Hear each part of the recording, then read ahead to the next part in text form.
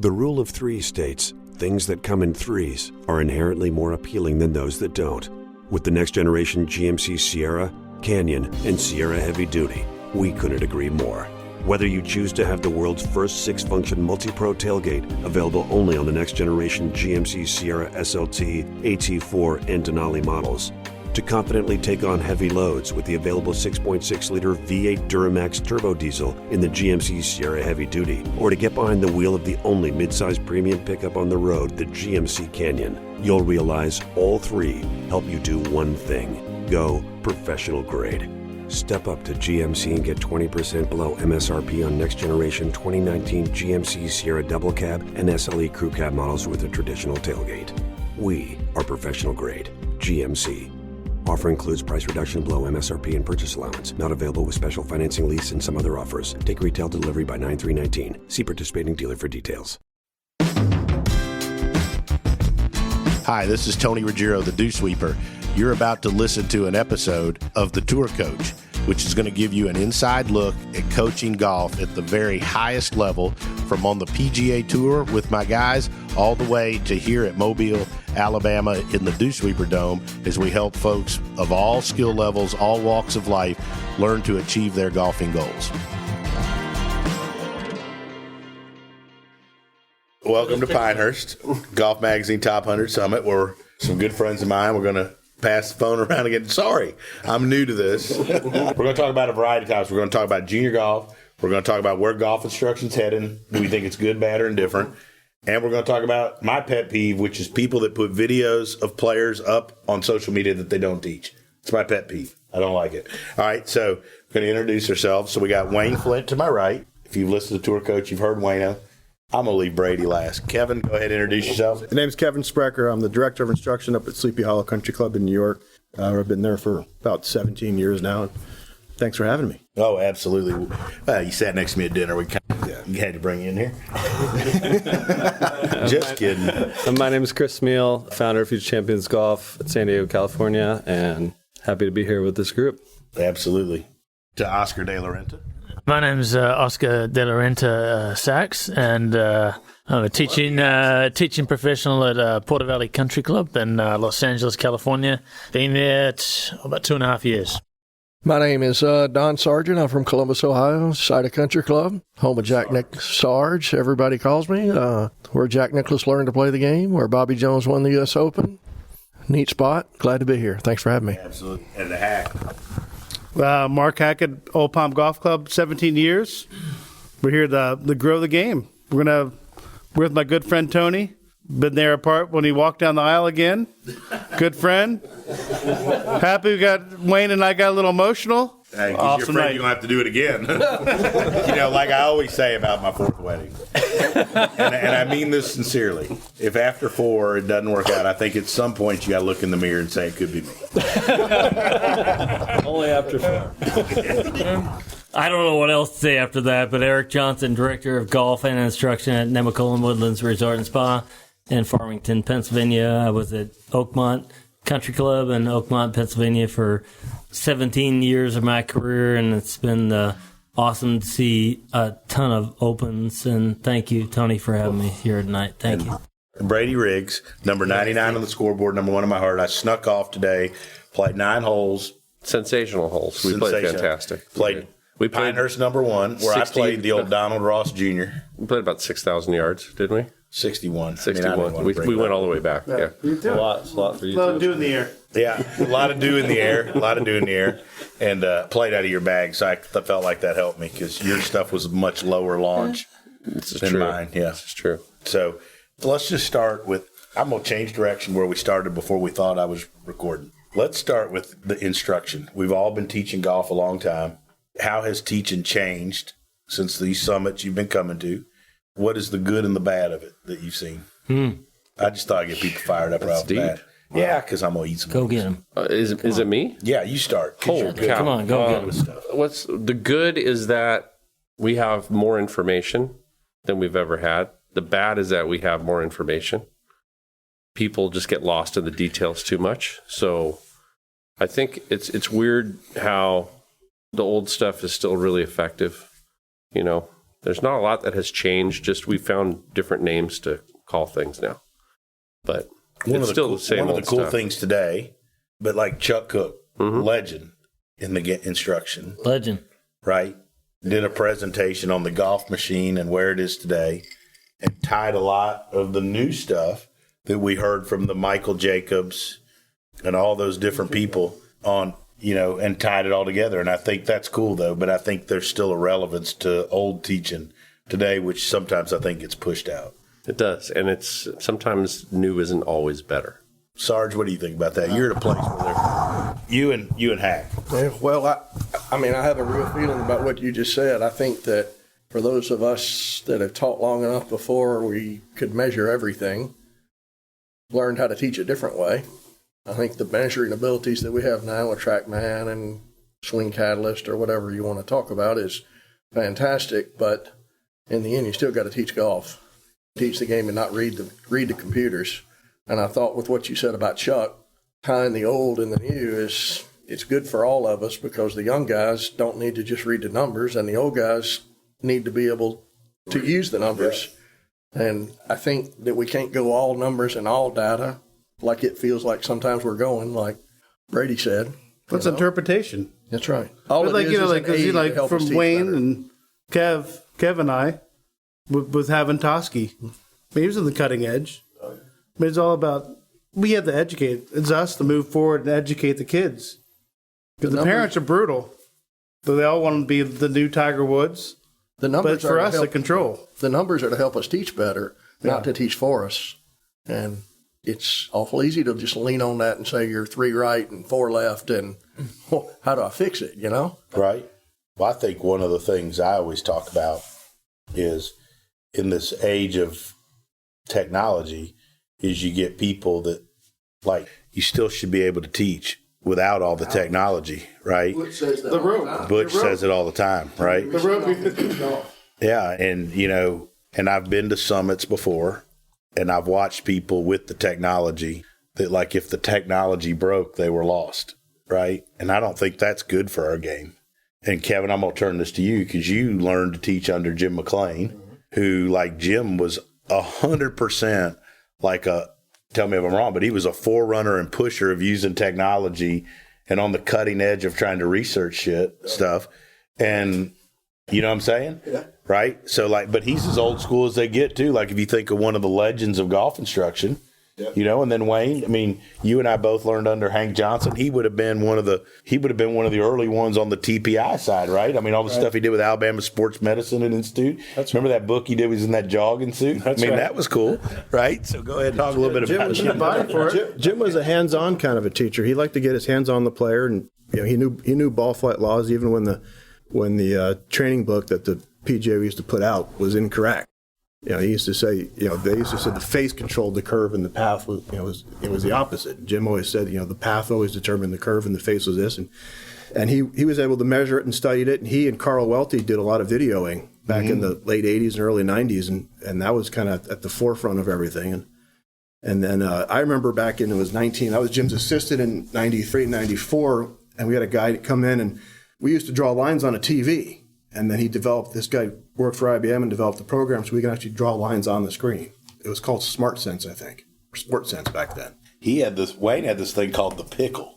and now it may have been a knockoff, something he bought off of a guy downtown Birmingham or something. Yeah. But he had this thing called the pickle where you plugged it in. No kidding, it looked like a pickle.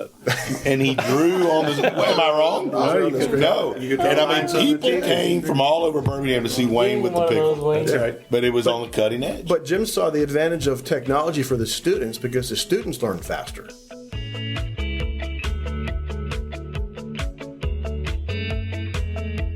I mean, as a teacher, we all use it and it helps us, but I find that the technology, the students learn a little bit faster for it. Absolutely. You can turn the power off and any one of us can give a great golf lesson. But I think the student will get it a lot faster when they see it and they repeat it. And that's a great thing with all this new technology, I think. Yeah. Well, it's also a way to measure, are you really getting better?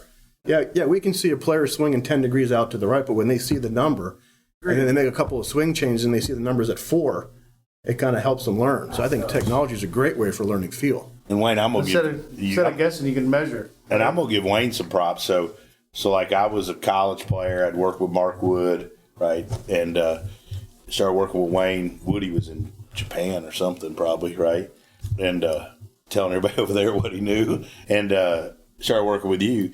And you were on the cutting edge at that time. So that was before TrackMans and all that. But you had the VCR, which not everybody had. You had the good camera, where you could do it frame by frame. Then he had the pickle, which was huge. I loved the pickle. And then you had all that. And then you had the laptop where you could draw the lines, with the V1 and all that stuff. And I think that makes a difference. So I don't think that by saying you're old school and that you teach real golf means you don't have any technology. Right. I mean, I got one of the first laptops when they still had the yellow and red plug-ins to them, before all the HDMI and all that kind of stuff. And, it was really expensive back then, but I jumped in on that early on because I thought it was important. And, I liked what I saw today. I mean, you saw a lot of stuff being talked about of the 3D and all that stuff. And then we ended up kind of with one of the legends of teaching, Chuck Cook, who we all have watched. And, I've known him for years and years and respect him. I can't even tell you how much. And Chuck, kind of did an end around of all that stuff and talked about how some of the things that he believed in early on, how he thought that, those were still very valid points and very valid things that he wanted to teach. And then kind of brought them into modern day, if you will, how some of the things that people have disregarded that he still uses still fit today with some of the 3D and all the stuff that's being measured and proven and all that. And, he brought Toski into the mix and, how some of the stuff that Toski told him, way back when, how it was still valid, and I think we're too quick. I guess I'm getting older, obviously, but I think we're too quick to throw the older guys under the bus, so to speak, just because we got some new stuff out there that's great, and it is great. I mean, Tony, we got the Swing Catalyst, and we use it all the time, and stuff is great to see what's really happening, but you still, like Don just said, you still have to be able to, apply that to your student. You still got to get them to hold on to the club correctly. One of the great things I saw today was George Gankis. I mean, he actually looked at the guy's left-hand grip, and the club was too much in his palm, and he actually put it a little more down in his fingers. That's the first bitch at a teaching summit I've seen fix a grip. You don't ever see people fix grip anymore, and he did 10 it. years. And I don't know that anybody even saw him do it. But I mean, when's the last time at a teaching summit? Yeah, I don't know that big. I don't know that anybody teaching, you saw fix a grip. That was real teaching. So that some of that stuff, fixing a person's left-hand grip when the club's we're getting to you. When the club's hanging a little open, those are the things that you have to do, and I thought it was great. Here's one of the hottest young teachers out there. I mean, he's certainly done a great job marketing himself, and I mean, you can't say he doesn't have interest because everybody knows who Gigi is, right? Yeah, that's right. He's done awesome for the game. Wayne and I were talking earlier, and you and I were talking during our leisurely 9, Brady. Yes. What? Man, have I told you how nice that 9 holes on number 1? I was lovely. I missed it. The sun coming down perfectly with a full moon. It's amazing. We held hands for a while. Yeah, we did take a selfie. I'm not afraid to say we took a selfie. You can check us out at Brady Riggs, at Brady Riggs, or at Red Goat, or whatever. But we are going to need more drinks. But I would agree with you. Like I said to you, I would have fixed the face earlier. I fixed the face earlier, right? And obviously, people didn't see this, but so George fixed the face later, right? He made the left wrist, if we're talking about bow, or go into flexion later. So I would have done it earlier. But I think that's kind of the beauty of what we're all seeing here is that there's a bunch of different ways to fix it. He's had a shitload of success, right? Some of us would have fixed it different ways, but I think that's the cool thing about all of us getting together about this. And that's one of the good things to me about golf now is that there's a lot of different ways to do things and there's a lot of people talking. And I think that part of golf instruction is in a good area. Yeah, I think the thing that scares me is that working with different players, so many good players still don't understand ball flight. Mm-hmm. They don't know why the ball started where it went and why it curved the way it did. And they may be really, really good. But it's kind of strange that we have all this technology and we kind of know it. But I think sometimes as teachers we may take it for granted that the student knows it We probably have to continue to get better at teaching them so they can fix themselves, because ultimately that's kind of what we're supposed to do, is give them the tools to help themselves so they don't have to come back to us. Yeah, but ultimately they have to find out what ball flight they want. Like, Right. Lucas. Yeah, wants to hook. The shape of the eye, like you said, when he was there, you talked to a bunch of the juniors. He said, like, the ball starting right. He never wanted to have the ball cross his target. So he'd always wanted his mind's eye, which you did a fantastic job. Mm-hmm. And he just, like, went off the charts. Right. He had the best 2 years. Best 2 years he's had in a long time, for sure. Which is smart. But you have to find out what their desire, what their big misses, and what forces the eye. Right, Kev? Absolutely. I think. Because Brad talks about that all the time. Oh, yeah. No, but I think a lot of it, going back to what Brady says, kids, and some kids do understand what makes the ball curve, but they don't understand how to make it curve. Like, I got some really good juniors, and I say, okay, hit a draw, and their alignment doesn't change. I said, well, how do you do it? They said, well, I just feel like I closed the face in the downswing. I said, that's fine, but it's hard to be consistent with that. You're going to hit it 20 yards left and 30 yards left. And tying into the technology, I'll have them go on TrackMan, and I'll say, okay, hit a shot, tell me how much it's going to curve. So let's say curve 15 feet. I say, well, make this one curve 25 feet. They just can't seem to figure it out until you show them that you got to change your alignment relative to your face, and then they can help dial it in. Yeah.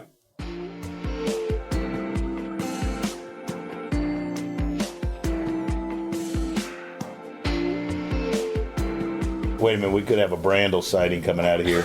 Top of the game. You're not going to believe. I want to just call one. The last time you came by, I thought I was recording and I wasn't. We went 4 minutes before I realized I didn't have the recorder on. I'm disappointed in you guys. The wings are still there. We got talking. This one's for you, Brandel. What's the We're talking about junior development and the state of instruction today. Nice. Can we get a quote? Yeah, it's amazing. You see kids come out at 15, 16, 17, 18 years old that they look like tour players. Mm-hmm. So I've said this. I think instruction is getting so much better. I mean, I really do. You see kids come out and they're fully equipped to compete at the highest level. Professional tour, look, we've got unprecedented levels of young, accomplished talent. You've got Joaquin Neiman, who's 20, Sungjae M, who's 20.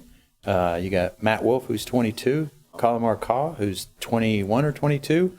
Who am I missing? Victor Hovland, who's 21 or 20. I mean, all these guys are coming out at 20, 21 years of age, and they're hitting the ground running. You used to get on tour, you need 5 years to sort of find your way. When you came out, you John didn't did in your first year on tour, did you? No, I didn't. Honestly, you were just not ready. You were looking around for a year. You're going, that's Tom Watson. I want to swing like Tom Watson. Or that's Lee Trevino. I want to swing like Lee Trevino. And these guys come out here and they're like, I can swing better than any of these guys. That they know that. They got all the data. They're good. They're well trained. They're in great shape. Yeah, the fitness is a big thing too. Fitness is important. When we didn't have anything, it's like bad. When we grew up, it's like fitness was bad. Yeah, I mean, guys it was bad. Guys looked like bankers. No, they don't want to. It's like you're gonna mess your swing up. You can't do other sports. You're gonna mess your swing up. Yeah, but you know what it is, Tony. Yeah. But I mean, when I just in general. No, just like the sport. Yeah. For the sport. But when I was on tour, everybody was my size. They were fatter than me, but they were my size. Yeah. They were 5'9", 5'10". Now they're 6 foot, 6'2". Cheeseburger and a Coke and beer. They don't eat that stuff, and they're 175, 180 pounds. So what's amazing though is that it's coming. The speed is coming because in the last 10 years, 2007 to 2019, there really hasn't been an appreciable amount of increase in club head speed on the PGA Tour. I feel like that's because the swings, as good as they are, they could be better. I think guys, I've said this and I'll continue to say it, they restrict their turn. What Cameron Tringali did this last year, and we're going to talk about it tomorrow, is amazing. I think it's one of the coolest bits of phenomenon that's happened on the PGA Tour since I've been covering it. To see a guy do what Cameron Tringali did last year, all because he went old school. Sure. And he did it with new school guys. He did it with the TPI guys, Greg Rose and Phillips. So that's cool that these new school guys are kind of adopting old school ideas, however you want to put it. But and also I think social media is good for teaching because it works as like peer review in a way. This teaching always needed peer review. You're playing Wood Brothers. You're playing Persimmon. We grew up playing Persimmon and Woods. Good looking wood. Right? I mean, it was like, think about the technology too. Yeah, they didn't go anywhere. I mean, They look good. yeah. I mean, A lot I of don't know. ball? The teaching today is great. You know, Oh, I mean, 100%. it's getting Don't you way, way better. You see kids come out and you don't think the teaching's better? No, I'm kidding. I'm Yeah. You know, I think it is. Don't get me wrong. There's just still ideas I disagree with. What are some of those? Trackman the toy. Well, I have all those. No, in all lines, honesty, Myers. it's just yeah. Yeah, I mean, look, any of the left-leaning ideology, I just don't find any basis in it. In fact, now I see some relevance there for people who have a hard time moving and are just worried about making contact. But you know, I'm worried. I want to talk about what the greatest players of all time did, what the greatest ball strikers did. None of them hung left. Not any of them. None of them even kept their head stationary. They all moved. Well, like Snead. I used to watch Snead. Even Snead. I mean, we just did it, and we'll do it tomorrow. I mean, Snead turns right, and he moves. And look, I'm not talking about a lot. He worked for Toski. Right. Bob. And what? They still can play at 9 years old. And what? Toski agreed that they move? But he does move. He always Yeah. told about the head Right. floating. And Right. they turn their He hips. shift. Right. Swing, and they shift, turn their turn. hips. A lot. Yeah. So, Swing, shift, turn. So Load you it up. guys, maybe you know, maybe you don't. He was 90 pounds. But Cameron Tringali is 6'2", 175, and he used to tell people he's the shortest hitter on tour pound for pound. So he swung 111 miles an hour, and last year he swung 119 miles an hour. That was the biggest increase in the history of statistical record keeping, and he was the most strokes gained. And he did that by one, changing his posture. He started being more sloppy instead of having a concave lower back or lordosis. And two was he just got a deeper turn of the right hip, lifted his lead heel, which means he's got more time and more time to create speed. And he picked up 8 miles an hour, 8 and change. Well, one of my students he didn't pick up what Cameron did, but Lucas Glover had a good year last year. He drove it further. The biggest thing we've worked on he worked in the gym with his trainer, Colby Touye, and me, was for 2 years we've worked on turning his right hip more, letting his right hip release and turn back. He wanted to hit a draw again, get to really hooking it more than anything, because he'd gotten away from that during some of the TrackMan stuff, was letting him really turn his right hip back so he could get to the inside of the ball, but it created more speed and got to hit his draw, and it works. Was he restricted his right hip? Is that why he couldn't turn it? I think over time he had tried to zero out a little bit, and that let him slide a little more going back, trying to not swing into out. And then certainly some of the gym stuff that we got him doing there, that when he started working with Colby, paid off, but made it easier for him to do it all the time, I would say, is more than anything. It made it, he could do it on a range good, and he had a good year the year before, but last year he was able to physically do it more of the time and play the longer season that he had to play. Yeah, it was a good, super year for Lucas. No, super guy. Awesome guy.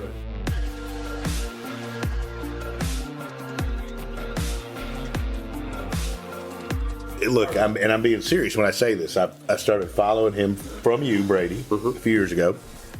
You started the recognition of junior teachers, which I think is something that should be recognized, and following your tour. And like, if you follow it on social media, like I'll do occasionally, like when I'm sitting through some of these things that we're watching today, right? That's a good time for it. Anyways, you find, but like, it's amazing how many kids, or not kids, but like guys winning on tour have a connection to your tour. I think it's cool as shit. Like, you'll be so I'll be like, and I'll see you pop up with something like, what the hell's he got to do with it? And then you'll be like, hey, he won such and such once. I think that's cool. It just shows you how deep the talent is out there. And to Brandel's comment on yours is, yes, the instruction's better, the kids are practicing better, the courses they play better, and they're playing tournaments that are more like what they play when they get out there. And Right. so all of a sudden, when Brandel went It's not out a there big and he's shock. seeing Tom Watson and he's trying to just get out of his way, these kids have been playing that type of an event.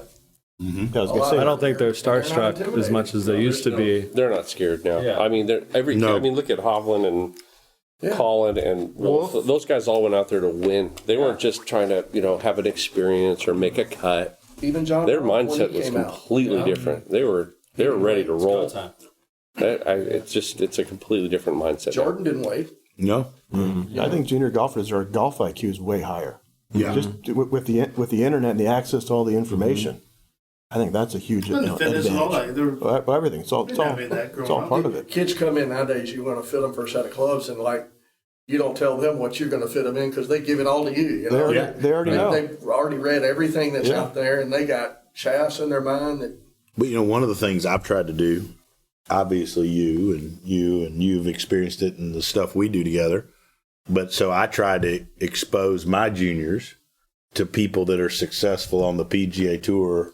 As we were talking today about the stuff we do at Frederica, I do at Frederica, and I try to take 6-8 kids at a time and bring them in that are good players or wanting to be good, and bring in the Waynes, the Bradys, the Hacketts, but then bring in a Colby too. Yeah, you saw that at Old Palm, where you bring in a guy that trains Justin Thomas and Dustin John, all these tour players, right? Harold Varner, Smiley Kaufman, and Lucas Glover, all these guys, and let him train them. And then you bring in a mental coach that works with 4 or 5 guys, and he goes on the golf course with them. To me, the kids that really want to excel and that really want the info are going to find a way, if you give them access to it, to get something out of it. Or I just think, and I know we're not alone in doing that, but I think that that's an important part in these kids getting 100%, good. but they're the most respectful kids, though. All those kids, 100%. Yeah. they know, they get it, and they're appreciative of it. That's the cool part of doing it, though. No, if they want to have it, they're appreciative of it. Mm-hmm. That's the cool part for me. Not like mom and dad just dropping them off. The notes from the parents. Yeah, that was the greatest weekend of their life at Old Palm and those When things. are you going to have the next one? Yeah, oh, absolutely. That's all key, And we've started doing that at Frederica, and it's cool because I take a smaller group. You came down for the last one. Hack, Sarge, Brady, we got to get you guys there. Yeah. Chris, Sprecher, you're bringing some in March, aren't you? Yeah, bring kids down. He surprised me. Dad didn't even know. He's just sneaking in. That's like submarine warfare. But I bring them down, and they get to work with Phil Kenyon for a day, Randy Myers, so the fitness guy and the putting guru on the tour, and they all love this stuff. Yeah. And they go back home and tell all their friends about it, and they all excel. Yeah. All these guys said, we have a good junior program where I was talking with Wayne about this earlier. But I think for a lot of the young coaches out there who want to develop juniors from that sort of 10, 11, 12 age group and beyond, all these guys here have a lot of success doing that. Maybe each of them can pick a favorite story or kid. It doesn't have to be like the kid who played at Alabama and won 10 times on tour. Maybe some kid who was like a real chopper when they were 10 or 12 or whatever age, and then maybe each person can share a little, like, hey, I got this kid when he was 15 or she was, and now they're there, and maybe like 1 or 2 things you did, maybe something that sticks out. I think that'd be pretty cool. Tony, let's start with you. This is your tell a story. No, that's a tough one. It's all about trust first, right? Yeah, they gotta respect you first as a person. Okay, I'll tell you a story. As a kid, I taught that when I first started with him, he shanked every shot, couldn't break 90, was born incredibly premature. His dad played college football, NFL football, but couldn't break 100, right? And couldn't break 100. And his goal was to be able to play college golf. And he was like a freshman in high school. And I'm telling you, when I'm telling you the truth, you know who I'm talking about. I know exactly what you're talking about. The first 20, 30 balls we hit during this lesson, he shanked every one of them. Couldn't break 100. And when he was a senior in high school, he got an offer to play college golf at a junior college, right? And he got where in Florida and in the high school state championship. He played in the Florida high school state championship, and he shot in the mid to low 70s. That to me, I've had kids that obviously had 3 kids playing the Walker Cup and stuff like that. But that was, to me, Wayne and I one time were sitting somewhere drinking beers that shocks everybody. And Wayne was like, man, that's teaching. That's teaching golf. We've all had kids that are super uber talented. And like Bobby Wyatt, Robbie Shelton, I probably couldn't have screwed them up bad enough. They wouldn't have turned out decent, right? But this kid, man, I actually did a decent job on that.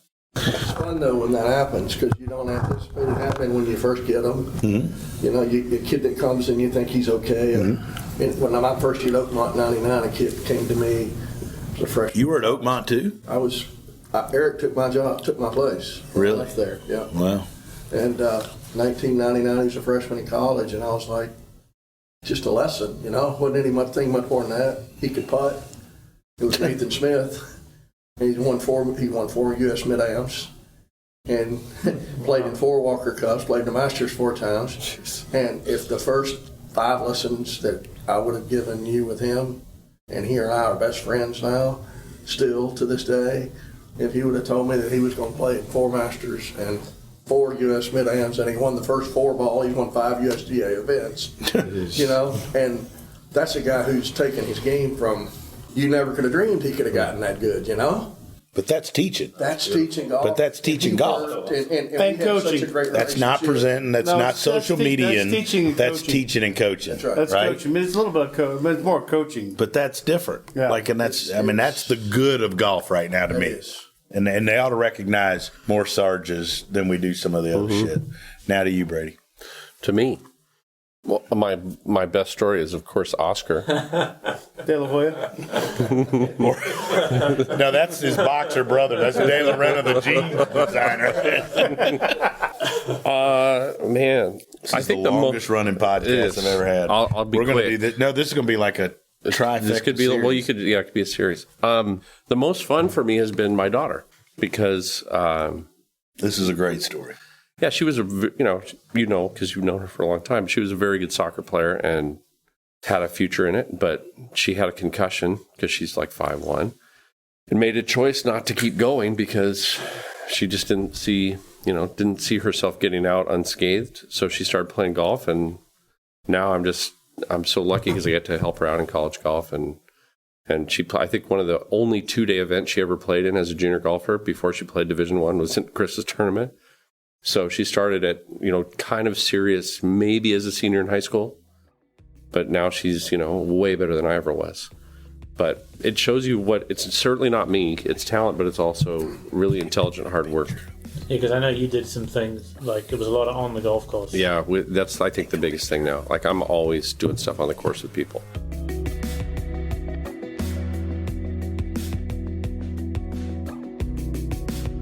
I will tell 2 stories. First story is I walked in the pro shop here at Pinehurst 2 days ago, or yesterday, and the guy in the pro shop said hi, and I thought he was just saying hi because he was nice in the pro shop, and he's like, I was in your camps when I was a kid, and now here I'm working at Pinehurst. And it was like, I looked at him like, oh my God, that's Kyle. And I didn't even, he was... That's cool. He's all grown up. He was all grown up. He's 25, 26 years old. Like, I didn't spend that much time with him, but he's a golfer now and he works at Pinehurst. I thought that was extremely special. Cool. But I think one of my favorite stories is I had a girl, and Brady knows her. She came to me at 6 years old. She was extremely good, loved the game. After about 2 years, she took my group classes for about 2 years, and then all of a sudden her mom came to me and said they didn't have any money, they couldn't do this golf thing. I'm like, you can't not do golf. How can you not do golf? Like, she's awesome. So I said she can take a private lesson every week, no charge, just do it. And so after about 8 years, she got a full ride to play golf, college golf, never charged her a dime. She played the whole year, or for years, and she's playing D1 golf now, and it's probably one of my favorite stories. And Congrats to you. That's what it's all about. yeah. Sprack? Yeah. I got a kid, it's a member, super talented kid, super high, he's 12 years old, swings at 795 miles an hour. They're going to know you're talking about it. Yeah, he'll know. But he was one of these, super cerebral kids. He wanted to learn the game on his own. So I'd give him a little bit of information. I wouldn't see him for 2 weeks, and he'd come back, and we'd formulate ideas and plan some things, and he'd go away and come back. And he was a late bloomer. So his junior year, he started his scores. He was shooting mid-80s, and his scores came down. And it wasn't until his senior year until he started getting recognized by college coaches. And his dad came to me one day. He goes, "We got a problem." I said, "Well, what?" I said, "Well, he's got an offer from Yale and an offer from Princeton, and Stanford just showed up to the table." I said, "Well, I don't see the problem." So he was so he ended up going to Princeton to play. But he kind of learned it on himself, taking the information that I gave him, would go formulate his own ideas, come back and relearn some stuff, and we had to cut out some of the information that he was doing was wrong and whatever. But learning how to control all of his speed, because he wanted to hit as far, he still does. I talked to his coach the other day, and he's hitting 7-iron speed's about 108 now, and his coach says he can't hit a 7-iron 150 when he needs to. everything's 195. So he's still learning as a kid, but that kind of that kind of a development with a kid was kind of fun to watch and experience. And Hot and heavy. his goal was to play college golf, but we never thought it would happen just because how late of a developer he was. But he popped at the right time and saw the right people, and kind of fun to see. So I think we kind of wrap this thing up before I have a few parting shots. With Joe Hallett joined us late to the table. Joe? Yeah, Joe. Joe, top 100 teacher, one of the great teachers in the game, had so much success on all levels. Tell us a good story about a junior you taught. Maybe it's not the best. No, really cool story, and it's about what this game does to people. I had a young lady show up that the parents were from Kentucky, and they said, we kind of want to know if she's any good. And at first I thought it was kind of a plant. I'm like, what other instructor sent you over here to kind of see? A lot of natural talent, worked through it, ended up getting a scholarship. And it's one of the coolest things that's ever happened is she came back and she said, Coach Hallett, I'm really scared. I'm like, I don't know if I want to play. And she played good as a junior, earned a right to get a scholarship, and she was really scared. And I literally relayed to a couple of tour players, and one of them said, here's what she needs to do. She's got to play 1 year. She committed. This is the most important. This is the first decision she'll ever have in her life. And if you go back on that first decision, you're going to regret it the rest of your life. She played 1 year and said, thank you, and thank her for telling me to go through and do this. It wasn't even about ability. It was like, I don't know how I'm going to do against the other players in the team. And it was one of those where she's, from that day forward, completely different individual with confidence that you wouldn't believe. And it's not even golf. It's just all about life. It was crazy. That's awesome. This has been pretty cool. I think one of the cool things as we wrap it up is about what we do is every now and then we all get together. And Joe came in and we've all sat here and it's an interesting collection of the minds. But the cool thing is we run into each other on the road at different places, see some of you guys more than others. But it's cool to share information. And anyways, I appreciate everybody sitting in tonight. And let's finish this wine. And Brady, thanks for taking me out for 9 holes, going around the old block one last time. Pinehurst #1. Hadn't done it since the old Donald Ross Jr. when I was 15 years old. We dominated. We kicked their ass. Cheers, man. Cheers. Cheers. Tony. Thank you so much for listening to this episode of The Tour Coach with Tony Ruggiero. If you enjoyed this, make sure to hit subscribe, Apple Podcasts, Spotify, wherever you are listening to this podcast. You can stay up to date because we have weekly episodes coming your way with fascinating people in the world of golf instruction at the highest level. Make sure to subscribe and stay tuned. If you want to learn more about Tony, head over to dosweepersgolf.com to get all the details on what he's up to. Maybe you want to see him, grab a lesson, or go to one of his camps, pick up his book, Lessons from the Legends. You can do that there. If you want to see Tony in action with some videos and other content, head over to golfsciencelab.com/Tony to get more info there. This episode was powered by the Golf Science Lab and was edited, mixed, and produced by Just Hit Publish Productions. There's one thing, if you know about me, if you've listened to the Dew Sweepers, you've come to listen to me talk, is you know I'm big on loyalty. We give 100% here at the Dew Sweepers. We put a lot of emotional investment into everything we do with every one of our players. And the same can be said for our partners and the folks that have been with us for the long haul and help the Dew Sweepers, help our juniors, help us get to our tour players. And so I want to give a special thanks to our sponsors. Our sponsors are, first and foremost, Buick and our local Buick dealers here around the Southeast, Shrixon Cleveland Golf, who've been with me for over a dozen years, and their belief and support of what we do here with the Dew Sweepers. And lastly, the folks at Vineyard Vines. The folks at Vineyard Vines love what we do with junior golf. They support us on the road. There isn't a better family or group of people that are going to help us look our best, play our best, and have more fun than the folks at Vineyard Vines. So special thanks to our sponsors. Please support those as you get the opportunity. And for more information about any of those, check us out at dewsweepersgolf.com, or you can always check me out on Instagram at @thedewsweeper.